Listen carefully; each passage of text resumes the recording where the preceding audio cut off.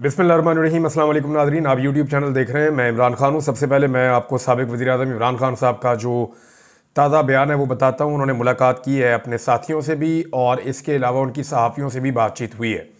इमरान खान साहब ने क्या कहा, नई स्ट्रेटजी क्या है, लेकिन इससे पहले रोज़ाना बेचारे नून लीग वाले हमारे जो दोस्त हैं वो रात को ख्वाब देख कर सोते हैं कि सुबह वो उठेंगे तो शहबाज शरीफ साहब एब्सोल्युटली नॉट कह चुके होंगे, लेकिन जब भी वो उठते हैं तो उन्हें मायूसी होती है क्योंकि शहबाज शरीफ साहब अमेरिका को एब्सोल्युटली नॉट कहने की बजाय अपनी पार्टी को और अपने लोगों को ही मायूस कर चुके हैं और वो एब्सोल्युटली नॉट यहाँ कह रहे हैं, वहाँ नहीं कह रहे, क्योंकि इतनी जुर्रत ही वो इकट्ठी नहीं कर पा रहे। और बजाय इसके कि अमेरिका के साथ प्रोफेशनली डील किया जाए या इन मामलात को प्रोफेशनली देखा जाए, ताल्लुकात को मज़ीद ख़राब किया जा रहा है और दुनिया के साथ अपने ताल्लुकात को कहाँ पहुँचाया गया, उसके नुकसानात क्या होंगे वो बाद में बात करते हैं। लेकिन पहले साबिक़ वज़ीर-ए-आज़म इमरान खान साहब ने अडयाला जेल में वकला और सहाफ़ियों से गुफ्तगू की है। उन्होंने कहा कि इंशाअल्लाह 2025 हकीकी आज़ादी का साल है। 2024 पाकिस्तान के लिए एक मुश्किल साल था। ज़ाहिर है आज़ादी मुश्किल से ही मिलती है।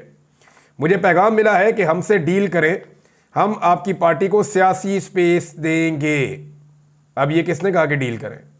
कौन देगा सियासी स्पेस? जिन्होंने छीनी है वही देंगे ना। उन्होंने इमरान खान साहब को पैगाम दिया कि आपकी पार्टी को बाकी पार्टियों की तरह स्पेस मिल जाएगी तो आप हमारे साथ डील करें, लेकिन आपको हाउस अरेस्ट करके बनी गाला में मुंतकिल कर देंगे। अब ये इमरान खान साहब के पास, मैं पहले भी आपको खबरों में बता चुका हूं और बहुत सारे लोग भी ये खबर दे चुके हैं कि बारहा इमरान खान साहब को ये ऑफ़र दी गई है कि जनाब आप हाउस अरेस्ट होने का फैसला करें और इसके ऊपर जो है पेशरफ्त हो सकती है।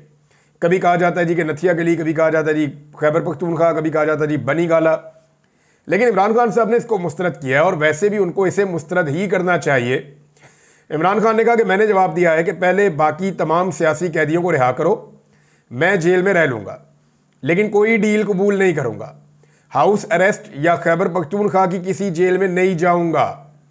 अब ये बात आप जहन में रखें कि निज़ाम के लिए सबसे बड़ा प्रॉब्लम यह है कि निज़ाम अपनी इज़्ज़त कैसे बचाए। निज़ाम जो कल तक बड़ा एग्रेसिव था, बड़ा जारहाना था, पूरा का पूरा जो एस्टेब्लिशमेंट और हुकूमत का स्ट्रक्चर है, उन्होंने इमरान खान पे पीटीआई पे हमला किया हुआ था। अब मार मार के उन्होंने सारी कोशिशें करके देख ली हैं। बिलाखिर उनकी हालत यह है कि अब वो इमरान खान को छोड़ना चाहते हैं और समझ नहीं आ रही कि कैसे छोड़ें। देखिए, इमरान खान अगर हाउस अरेस्ट हो जाते हैं या खैबर पख्तूनख्वा की किसी जेल में चले जाते हैं या कोई फेवर ले लेते हैं इस निज़ाम से, तो वो बात नहीं बनेगी। अब अगर इमरान खान साहब को रिहा किया जाता है जेल से तो इमाम खुमैनी टाइप का इमरान खान साहब का पाकिस्तान में इस्तकबाल होगा। इस खित्ते में लोग सारे इस्तकबाल भूल जाएंगे। अब इतना बड़ा इस्तकबाल अगर इमरान खान का होगा तो वो पाकिस्तान का क्या खित्ते का सबसे बड़ा प्लेयर बन जाएगा। और फिर सबको पता है कि फिर इलेक्शन जीतने के बाद इमरान खान साहब इक़्तिदार में भी आ जाएंगे और बहुत सारी चीज़ें बहुत सारे लोगों को फेस भी करनी पड़ेंगी। अब सिस्टम इस वक्त क्या सोच रहा है कि इमरान खान साहब को छोड़ना तो पड़ेगा, मैक्सिमम 1-2 महीने अंदर रखा जा सकता है, इससे ज़्यादा अब नहीं रखा जा सकता। अगर आप केसेस के मामले में देखें तो मैं पहले दिन से कह रहा हूं कि अगर इमरान खान साहब को इंसाफ के नुक्ता नज़र से छोड़ना है तो वो तो उनको अगस्त में छूट जाना चाहिए था, जब केसेस खत्म हो गए थे। सितंबर में छूट जाते और सबका ये अंदाजा था कि अगर इंसाफ और कानून पे चलेंगे तो छूट जाएंगे, लेकिन साल खत्म होने को आया, इमरान खान साहब नहीं छूटे, तो इंसाफ तो होना नहीं है। अब मामला आ गया इस बात पे कि दबाव कितना पड़ता है, तो दबाव इस हुकूमत के ऊपर बहुत ज़्यादा पड़ गया है। फरवरी से ऑनवर्ड एक बहुत बड़ा दबाव मजीद आएगा, वो मैं आपको आगे चल के और वीलॉग्स में बताऊंगा। अब मामला यह है कि निज़ाम इमरान खान को छोड़ना चाहता है, लेकिन ऐसे कि इमरान खान साहब का असर कम हो। मुमकिन है कि जैसे ही इमरान खान साहब की अचानक बेल हो, एक ही दिन में रोप कारें और सारी चीज़ें हो जाएं और फौरी तौर पर अडयाला जेल में हेलीकॉप्टर पहुंचाया जाए कि खान साहब बैठे, आपको फौरन घर पहुंचाना है, तो क्या इमरान खान साहब ये बात मान लेंगे? तो इमरान खान साहब के सामने बहुत सारी ऑप्शन रखी जा रही हैं, उनके साथियों को भी एंगेज किया जा रहा है। पूरा सिस्टम ये सोच रहा है कि एक आदमी का कद हमने इतना बड़ा कर दिया है कि हम सारे इसके सामने बोने बन गए छोटे छोटे, चाहे वो इदारों में बैठी हुई शख्सियात हैं, चाहे वो हुकूमतों में बैठी हुई शख्सियात हैं, चाहे वो पाकिस्तान के अंदर या बाहर बैठी हुई शख्सियात हैं, वो सब इमरान खान के सामने अपने आप को अब बोना समझते हैं। इतना बड़ा कद अल्लाह ताला ने इमरान खान को दे दिया और इमरान खान ने इस्तकामत के साथ अल्लाह ताला से ये तोहफा हासिल किया है। अब आगे इमरान खान साहब कह रहे हैं कि अपनी कौम से कहता हूं कि आपने घबराना नहीं है, आपका कप्तान डटा हुआ है। मैं अपने समंदर पार पाकिस्तानियों से कहूँगा कि तरसीलात ज़र के बाइकआउट की मुहिम में शामिल हों। अभी हमारे मुतालबात के हवाले से कमेटी ही खेला जा रहा है। ताहम अगर मुज़ाकरात से मुस्बत नताइज आए तो तरसीलात ज़र के बाइकआउट की मुहिम रोक दी जाएगी। ये हकीकी आज़ादी और जमहूरियत की बहाली के लिए एक एहतजाज है।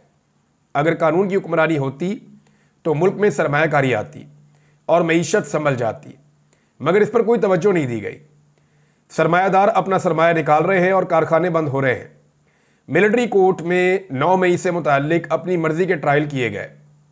ओपन कोर्ट में ट्रायल चलाए जाते तो 9 मई की वीडियो फुटेज देनी पड़ती। 18 मार्च 2023 को मेरे ऊपर जुडिशल कम्प्लेक्स इस्लामाबाद में हमले की वीडियो का रिकॉर्ड दानिस्ता तौर पर गायब कर दिया गया। शफाफ ट्रायल शहरियों का बुनियादी हक है। फौजी अदालतों में मुकदमात चलाने से शहरियों के बुनियादी हकूक सलब हुए और बैनुल अक़वामी सतह पर पाकिस्तान की शदीद सुबकी हुई है। आईनी अदालत इसलिए बनाई गई है ताकि कादी फ़ायद ईसा की तरह ही उनसे काम लिया जा सके। खुफिया इदारों का असल काम सरहदों का तहफ़्फ़ुज़ और दहशतगर्दी से बचाव है। अगर वो पॉलिटिकल इंजीनियरिंग और तहरीक इंसाफ को तोड़ने में ही लगे रहेंगे तो सरहदों का तहफ़्फ़ुज़ कौन करेगा? अपनी पॉलिसी का दोबारा जायज़ा लें। अफगानिस्तान पर 2 दफ़ा बमबारी की गई है। पहले दावा किया गया था कि महाजरीन को ज़बरदस्ती वापस भेजने से दहशतगर्दी कम होगी, मगर इस तरीक़ाकार से नफरत मज़ीद बढ़ी है जो इलाकाई अमन व अमान के लिए ठीक नहीं है। बिलावल जब वज़ीर ख़ारजा बना तो एक बार भी अफगानिस्तान नहीं गया, जो कि एक तरजीह होना चाहिए था। मैंने जनरल बाजवा से भी कहा था कि अफगानिस्तान से अमरीकी इनखला के बाद हालात ऐसे नहीं हैं कि ISI चीफ जनरल फैज़ हमीद को फौरी तौर पर तब्दील किया जाए, लेकिन वो सारे फैसले पाकिस्तान की बजाय अपनी तौसी के मनसूबे के लिए कर रहा था, जिसका पाकिस्तान को नुकसान हुआ और दहशतगर्दी में इजाफा हुआ। ये इमरान खान का स्टेटमेंट है। उनकी पार्टी के लोग जो उन्हें मिलकर आए, मुज़ाकराती कमेटी जो है उसको इजाज़त दी गई। ऐसा माजी में कभी नहीं हुआ। अब जो कमेटी है वो पूरी की पूरी गई, जाकर उन्होंने इमरान खान साहब से मुलाकात की। इसका मतलब है निज़ाम को इस बात की समझ आ गई है कि इमरान खान को मजीद अब अंदर रखना उनके बस में नहीं है।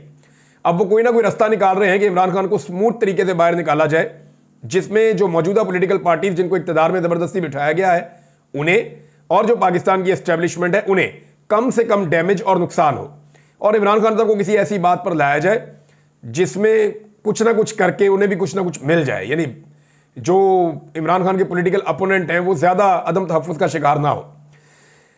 इन लोगों ने बाहर आके जो 2 बड़ी अहम बातें बताई, उनमें एक तो ये है कि इमरान खान ने अपने ऊपर होने वाले कातलाना हमले और जो उनके साथ रवा रखे जाने वाला बदतरीन सलूक है उसके लिए इमरान खान ने आम माफ़ी का ऐलान किया है, लेकिन for the sake of Pakistan. अगर पाकिस्तान के लिए कोई आगे बढ़ता है तो इमरान खान के साथ जो ज़ाती तौर पे हुआ उसे इमरान खान माफ़ कर देंगे। वैसे बहुत बड़ा दिल है इमरान खान का, इद्दत जैसा घटिया केस बनाया है, बहुत बड़ा दिल है इमरान खान का। उन्हें गद्दार डिक्लेयर किया गया, उनके ऊपर कातलाना हमले 1 दफ़ा नहीं 2 मरतबा नहीं 3 मरतबा हुए। ये सब कुछ होने के बावजूद इमरान खान साहब ने माफ़ करने का ऐलान कर दिया कि पाकिस्तान की खातिर मैं आम माफ़ी का ऐलान करता हूँ। 31 जनवरी तक ये मुज़ाकरात मंतकी अंजाम तक पहुँचाना होंगे, डेडलाइन इमरान खान साहब ने दे दी, लेकिन उसके बाद फिर चीज़ें बहुत तेज़ हो जाएंगी। तो 31 तारीख की जो डेडलाइन है वो भी इमरान खान साहब की तरफ आना, उनकी जानिब से सामने आ जाना, ये एक बड़ी अहम डेवलपमेंट है। अच्छा जी, एक डेवलपमेंट और है, ये बहुत इंपॉर्टेंट है, और ये डेवलपमेंट है जो फौजी अदालतें हैं उन्होंने पहले 20 सज़ाएँ फिर 25 सज़ाएँ यानी 55 सज़ाएँ पहले दी थी और अब 60 सज़ाएँ मज़ीद दे दी हैं। और ये मुझे ऐसा लगता है कि बड़ी उजलत में बहुत जल्दी हुआ है। ये जो सज़ाएँ सुनाई गई हैं इनकी तफसील ये है कि इमरान खान साहब के जो भांजे हैं हसन नियाज़ी साहब, और उनको सज़ा सुनाई गई है 10 साल की, और उनके अलावा किसी को 5 साल, किसी को 7 साल, किसी को 6 साल, किसी को 2 साल, इस तरह ये सबको सज़ाएँ सुना दी गई। 60 मज़ीद कैदी जो फौजी हिरासत में थे उन्हें ये सज़ाएँ सुना दी गई हैं।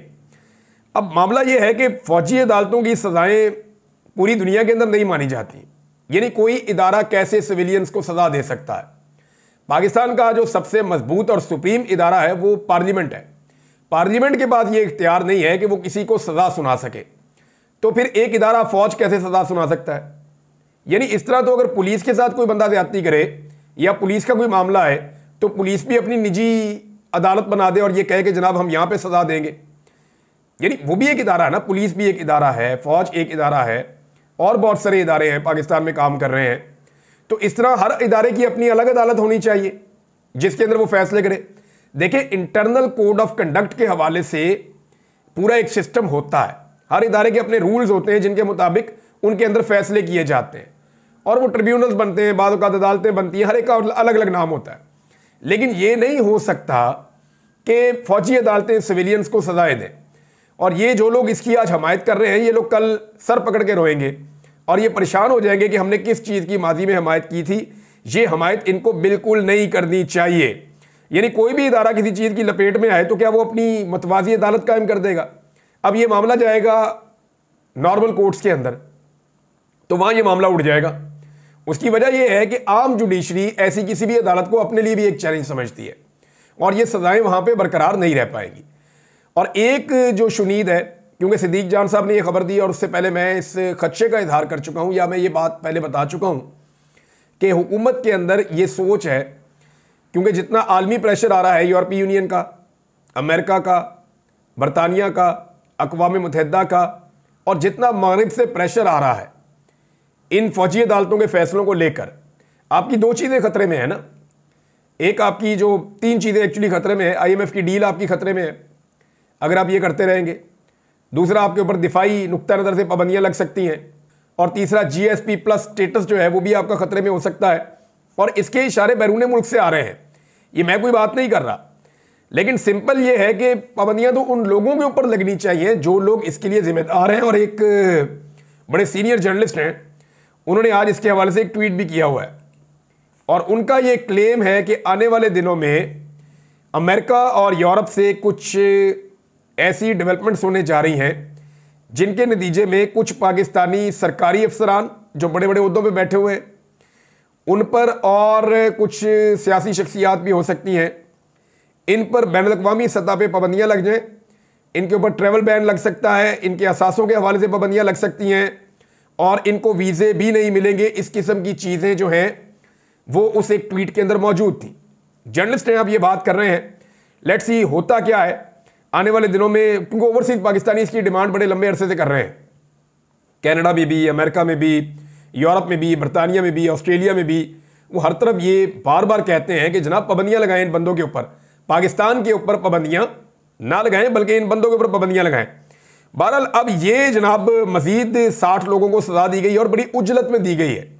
जो प्रेस कॉन्फ्रेंस थी उसके हवाले से जिन सहाफ़ियों ने वहाँ सुना वो ये कह रहे हैं, और अगर आप वो सुने उसको रिकॉर्डिंग उसकी निकाल के, तो वहाँ पे अग्रेशन नहीं थी अब प्रेस कॉन्फ्रेंस में ISPR की, बल्कि वहाँ पे एक सवाल पूछा गया और बड़ा बड़ा ज़बरदस्त सवाल था। और ये सवाल पूछा जाना चाहिए था कि जो लोग पार्टी छोड़ गए 9 मई के बाद, उनके ऊपर 9 मई का कोई जुर्म ही साबित नहीं हुआ, और जिन्होंने पार्टी नहीं छोड़ी वो मुजरिम साबित हो गए। तो इस पर DG ISPR ने कहा कि वो पार्टी छोड़े या ना छोड़े ये उसका ज़ाती फेल है, इसका 9 मई की तहकीकात पर कोई फ़र्क नहीं पड़ेगा, ये DG ISPR ने कहा। लेकिन हमने ये देखा कि बहुत सारे ऐसे नाम थे जिनमें एक नाम मुराद रास का था, अंदलीब अब्बास का था, और बहुत सारे ऐसे नाम थे। ये वो लोग थे जिन्होंने 9 मई के बाद फौरी तौर पे पार्टी को छोड़ दिया था, जैसा कि फारूक हबीब है जिनको गिरफ्तार किया गया था और 9 मई के अंदर उनको मरकजी मुलजिम समझा गया था। ऐसे और बहुत सारे लोग हैं जिन लोगों ने भी पार्टी से अपनी वाबस्तगी तोड़ दी। उन लोगों के ऊपर 9 मई का कोई मुकदमा नहीं रहा। वो लोग ऐसा लगता है कि हर चीज़ में से निकल गए। वो पूरी दुनिया में ट्रैवल भी करते हैं, वो आज़ादी से पाकिस्तान में घूमते भी हैं, उन्हें इलेक्शन लड़ने की भी आज़ादी थी, वो जेलों के अंदर भी नहीं रहे, उन्हें फौजी अदालतों से सजाएं भी नहीं दिलवाई गई। तो ये बात आप क्लियरली ज़रा समझ लें इसको, कि यहाँ मुझे ऐसा लगता है कि ये फैक्ट DG ISPR ने गलत बताया। उन्हें यह बताना चाहिए था कि वाकई ऐसे बहुत सारे लोग हैं जिन्होंने 9 मई के बाद पाकिस्तान तहरीक इंसाफ को छोड़ा और फिर वो 9 मई के मुजरिम या मुलजिम नहीं रहे, क्योंकि तहरीक इंसाफ को जिम्मेदार समझते हैं वो 9 मई के लिए, तो तहरीक इंसाफ छोड़ने पे ये जुर्म खत्म हो जाता है। हमने तो ये पैटर्न देखा है पाकिस्तान में और क्लियरली यही पैटर्न था। नाज़रीन, दफ्तर खारजा पाकिस्तान का जो है उसने थोड़ी सी अक्लमंदी का सबूत दिया है, और जो हरकतें ख्वाजा आसिफ साहब ने की हैं उसके बाद सूरत हाल किसी और तरफ जा रही है। मैं पहले आपको बता देता हूं कि ख्वाजा आसिफ साहब ने एक नई कहानी सुना दी कि जनाब प्रोजेक्ट है गोल्ड स्मिथ का और उसके अंदर कोई बंदे भर्ती हो रहे हैं और पाकिस्तान को नुकसान पहुंचाना है, एटमी ताकत को सरनगू करवाना है। ये इमरान खान साहब को जेल से निकालने के स्टेटमेंट के ऊपर पाकिस्तान में जुल्म और फस्तायत के खिलाफ जो भी दुनिया में कहीं से आवाज़ उठाती है वो इसको इस खाते में ख्वाजा आसिफ जोड़ रहे हैं। इसके ऊपर रिचर्ड ग्रेनल ने एक स्टेटमेंट दिया है और ये बड़ा संजीदा स्टेटमेंट है। उन्होंने कहा था Pakistani embassy in Washington DC and ambassador Rizwan Sheikh have some explanation to do. इन्हें पाकिस्तानी एम्बेसी को और सफ़ीर को किसी चीज़ की सफाई देनी पड़ेगी जल्द। दैट थ्रेट्स के जान से मारने की धमकियां and the crazy talk about operation Goldsmith from the minister of defence is reckless. कि जनाब मौत की धमकियां भी दी जा रही हैं, कत्ल की, और साथ में कोई ऑपरेशन गोल्डस्मिथ जो है वो मुतारफ करवा दिया गया है। और ये रैकलेस किस्म के इल्ज़ामात हैं जो पाकिस्तान के वज़ीर दिफा की जानिब से लगाए जा रहे हैं। There should be a review of what the United States taxpayer provides Pakistan in aid। अच्छा, अब वो ये कह रहे हैं कि पाकिस्तान को एड देता है यूनाइटेड स्टेट्स, बड़ी इमदाद फराहम करता है, तो इसको फिर रिव्यू भी करना पड़ जाएगा। इसके ऊपर एल मॉर्गन जो एक एनालिस्ट हैं अमेरिकन, और ये वो खातून है जिन्होंने पहले बता दिया था 25 तारीख को कि इस्लामाबाद में एक कत्लेआम होने वाला है। इन्होंने वार्न किया था कि इस्लामाबाद में एक खौफनाक कत्लेआम का मंसूबा बना लिया गया है, और इन्होंने उसका इल्ज़ाम मिलिट्री एस्टेब्लिशमेंट पे लगाया था। लेकिन 26 तारीख को फिर वो वाकया सानिया आपने इस्लामाबाद में होता हुआ देखा भी। वो कहती है जी United States is the largest contributor to IMF funds. अब वो IMF की बात करें कि IMF का सबसे बड़ा कंट्रीब्यूटर अमेरिका है, और IMF को रिव्यू करना चाहिए कि जो $7 अरब बेल आउट पैकेज उन्होंने पाकिस्तान को दिया है, और जो अगली इसकी किस्त है उस हवाले से इनको IMF को तब तक फैसला नहीं करना चाहिए जब तक कि इमरान खान और सारे जो सियासी कैदी हैं उन्हें रिहा ना कर दिया जाए, और पाकिस्तान में फ्री एंड फेयर इलेक्शन के साथ इसको मशरूत किया जाए, इमदाद को और बेल आउट पैकेज को। जनाब आपका IMF का प्रोग्राम भी खतरे में है, आपका GSP+ का जो स्टेटस है वो भी खतरे में है, और इसकी वजह फौजी अदालतों के फैसले और पाकिस्तान के जो वज़रा हैं उनके नामुनासिब बयानात हैं, गैर जिम्मेदाराना बयानात हैं, और लगातार वो इससे बाज नहीं आ रहे, वो यही हरकतें करते चले जा रहे हैं। दफ्तर खारजा से जब इस बारे में सवाल पूछा गया तो उन्होंने जवाब देने से गुरेज किया। यानी कम से कम पाकिस्तान के दफ्तर खारजा ने इस अक्लमंदी का मुजाहरा किया कि अब अमेरिका को जवाब नहीं देना। यानी उन्होंने ये सोच लिया है कि अमेरिका को जवाब दे के फंसने वाली बात है, गुनाह हमारा, गलतियां हमारी, जुर्म हमारा, हमने बंदे मार दिए डी चौक के अंदर, हमने इलेक्शन चोरी कर लिया पाकिस्तान के अंदर, हमने पाकिस्तान में जुल्म का, जबर का, फस्तायत का बाजार गर्म कर दिया, हमने एक पॉलिटिकल पार्टी से उसका बल्ले का निशान ही छीन लिया, हमने एक पॉलिटिकल पार्टी के लीडर के ऊपर 200 मुकदमे डाल के उसको जेल के अंदर बंद कर दिया, हमने उसके ऊपर इद्दत जैसा घटिया केस बना दिया, हमने खवातीन और बच्चों को अगवा कर लिया, हमने जबरी तौर पे बेशुमार लोगों को लापता किया, शायरों को और सहाफियों तक को हमने दीवार के साथ लगा दिया, हमने कोई चीज पाकिस्तान में सही चलती हुई नहीं छोड़ी। तो गुनाह तो सारा जुर्म हमने किया पाकिस्तानियों ने, तो हम कैसे दुनिया को जवाब दे सकते हैं जो सवाल पूछ रहे हैं। देखिए ख्वाजा आसिफ वगैरह या बाकी लोग जो हैं वो हल्की हल्की आवाज निकालते हैं कि पाकिस्तान के अंदरूनी मामला हैं, इनमें मुदाखलत ना की जाए, लेकिन मैं एक चीज क्लियरली आपको बताऊं कि इंसानी हुकूक कभी भी किसी मुल्क का अंदरूनी मामला नहीं होता। अंदरूनी मामला होता है कि अवाम ने जिसको वोट दिया वही मुंतखब होकर आ जाए। अंदरूनी मामले का जवाब तब देना था जब साइफर आया था और कहा गया था कि इसको निकालो नहीं तो तुम्हें नताइज बर्दाश्त करने पड़ेंगे। यह था अंदरूनी मामला जिसके ऊपर कोई नहीं बोला। इंसानी हुकूक किसी भी मुल्क का अंदरूनी मामला नहीं होता। अमेरिका के अंदर किसी के साथ जुल्म होगा हम आवाज उठाएंगे। अमेरिका की वजह से दुनिया में जितना खून खराबा हुआ उसके ऊपर हमने आवाज उठाई है। अब अमेरिका तो नहीं कह सकता हमारा अंदरूनी मामला है, आप इसके ऊपर बात ना करें। जो अमेरिका में जॉर्ज फ्लॉयड के साथ हुआ या जो सियाफा अमरीकियों के साथ एक दौर में मामला रहा, उसके ऊपर मैंने भी वीडियोस बनाई हैं। हम कर सकते हैं, गजा के ऊपर बात कर सकते हैं, शाम के ऊपर बात कर सकते हैं, इराक के ऊपर हम बात करते हैं, अफगानिस्तान के ऊपर हम बात करते हैं, कश्मीर के ऊपर हम बात करते हैं, म्यांमार के ऊपर हम बात करते हैं। तो पूरी दुनिया में जहां पे भी जुल्म और जबर होता है उसके ऊपर हम बात करते हैं। तो वो उस मुल्क का अंदरूनी मामला नहीं होता। इंसानी हकूक का मामला इंसानी मामला है और इसके ऊपर अक़वाम मुत्तहिदा के चार्टर के अंदर बाकायदा तहरीरी तौर पे लिखा हुआ है और सब इसके अंदर मुदाखलत कर सकते हैं और इसके ऊपर अपना बयान दे सकते हैं। अब नाज़रीन, रास्ता क्या है?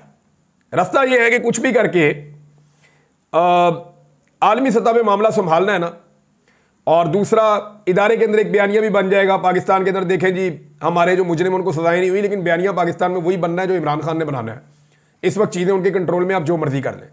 लेकिन अब एक ऑप्शन है, इस पर गौर किया जा रहा है। सिद्दीक जान ने भी कहा था, मैंने थोड़े दिन पहले आपको बताया भी था कि हुकूमत गौर कर रही है कि जो आईनी बेंच है उसके जरिए से फौजी अदालतों वाला मामला ही खत्म कर दिया जाए, ताकि ना रहेगा बांस और ना बजेगी बांसुरी। कुछ टाउट टाइप के लोग ये कह रहे थे कि उम्र कैद हो जाएगी, फांसियां हो जाएगी, लेकिन ऐसा कुछ नहीं हुआ। 105 बंदे थे, 105 को ही सजा सुना दी गई है। यानी ऐसी 100% फौजी अदालतों ने सजाएं सुनाई है, एक बंदा जो है वो बेगुनाह नहीं निकला। अब आप अंदाजा करें, तो दुनिया ऐसे फैसलों को इंसाफ तो नहीं मानती ना। हम अपने आप को अलग तो नहीं रख सकते ना दुनिया से, दुनिया में ही रहते हैं, दुनिया में ही जीते हैं, दुनिया के साथ ही ट्रेड करते हैं। तो दुनिया हमें किस तरह के मुल्क के तौर पे जानेगी कि यहां पे आज भी फौजी अदालतों के अंदर सिविलियंस को ट्रायल देके 105 में 105 बंदे ही फारिग कर दिए, सबको सजा दे दी गई है। तो पाकिस्तान एक बनाना रिपब्लिक का तासुर जाता है पूरी दुनिया में, जो नहीं जाना चाहिए। अब तक इतनी, अपना ख्याल रखिएगा, अपने चैनल का भी। अल्लाह हाफिज।